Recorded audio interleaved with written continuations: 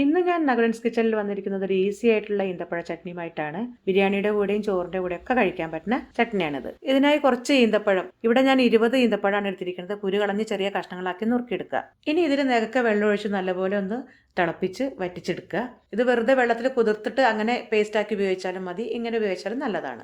വേവിച്ച ഈത്തപ്പഴം നല്ലപോലെ തണുത്തതിന് ശേഷം ഒന്ന് അരച്ചെടുക്കുക. അതിൽ ചില കഷ്ണങ്ങളൊക്കെ ഒന്ന് കടിക്കാനുണ്ടായാലും നല്ലതാണ്. അതങ്ങനെ മാറ്റി വെക്കുക. ഇനി ഈ പാത്രത്തിലേക്ക് ഒരു 3/4 ടീസ്പൂൺ വെളിച്ചെണ്ണ ഒഴിച്ചതിലേക്ക് 2 പച്ചമുളക് അരിഞ്ഞതും ചെറിയൊരു കഷ്ണം ഇഞ്ചി അരിഞ്ഞതും കൂടി ചേർത്ത് ഒന്ന് വഴറ്റിയെടുക്കുക. അതിലേക്ക് ഒരു 1/4 ടീസ്പൂൺ മഞ്ഞൾപ്പൊടിയും ഒരു 1/2 ടീസ്പൂൺ മുളക് പൊടിയും കൂടി ചേർക്കുക. അതിനുശേഷം ചെറിയൊരു നെല്ലിക്ക വലുപ്പത്തിലുള്ള പുളി എടുത്തിട്ട് വെള്ളം പിഴിഞ്ഞിട്ട് അത് ഒഴിച്ചു കൊടുക്കുക.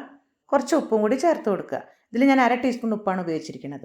ഇനി ഈ ഇഞ്ചിയും പച്ചമുളകും ഈ പുളിയിൽ കിടന്നൊന്ന് നല്ലപോലെ വെന്തതിന് ശേഷം അതിലേക്ക് 1/2 കഷ്ണം വെച്ച് ശർക്കര ഇട്ട് കൊടുക്കുക. അതിനുശേഷം അരച്ച ഈത്തപ്പഴത്തിൻ്റെ മിശ്രിതം കൂടി ഇട്ട് കൊടുക്കുക. ഇനി ചുവട് കട്ടിയുള്ള ഒരു പാത്രം എടുത്തിട്ട് അതിൽ ടേബിൾ സ്പൂൺ ഉഴുന്ന് ചൂടാക്കി എടുക്കുക. അതൊന്ന് പൊടിച്ചെടുക്കണം. അതിലേക്ക് കുറച്ച് ഉലുവ കൂടി ഞാൻ ഇടുന്നുണ്ട്, അത് ഓപ്ഷണലാണ്. അത് നമുക്ക് അവസാനം ഈ പൊടി ചേർക്കാനുള്ളതാണ് അതിലേക്ക്. ഇനി ഇതൊന്ന് വെന്ത് കുറുകിയതിന് ശേഷം നമുക്കിത് അടുപ്പത്തുനിന്ന് മാറ്റാം. ഇനി ഇതിലേക്ക് കടുകും മുളകും കറിവേപ്പിലയും കൂടി നമുക്കൊന്ന് വറുത്തിടാം. ഒന്ന് ആറിയതിന് ശേഷം നമ്മൾ പൊടിച്ച് വെച്ചിരിക്കുന്ന പൊടികളും കൂടി ഇതിലേക്ക് ചേർക്കാം. അപ്പോൾ നമ്മുടെ സ്വാദിഷ്ടമായിട്ടുള്ള ഈന്തപ്പഴ ചട്നി റെഡി ആയിട്ടുണ്ട്. നിങ്ങളെല്ലാവരും ട്രൈ ചെയ്ത് നോക്കണം. ഈ വീഡിയോ ഇഷ്ടമായെങ്കിൽ ലൈക്ക് ചെയ്യാനും മറ്റുള്ള നല്ല നല്ല വീഡിയോസിനായി എൻ്റെ ചാനൽ സബ്സ്ക്രൈബ് ചെയ്യാനും മറക്കരുത്.